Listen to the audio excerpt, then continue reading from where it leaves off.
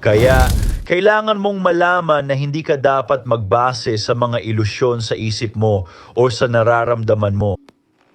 Kung hindi, para kang emosyonal na roller coaster.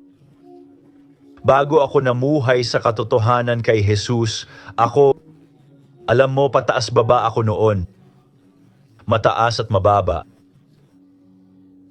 Pero sa relasyon ko sa Diyos, naunawaan ko na hindi ako dapat magbase sa damdamin ng tao.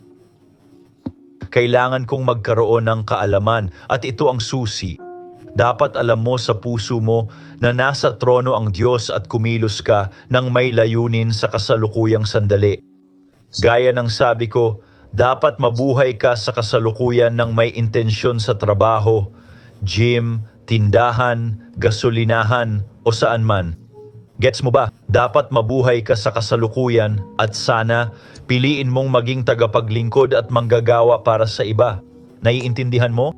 At mabuhay para sa layuning mas mataas sa sarili mo. Sana at dalangin ko para sa iyo kay Jesus mismo, hindi sa relihiyon, kundi sa personal mong relasyon sa Kanya.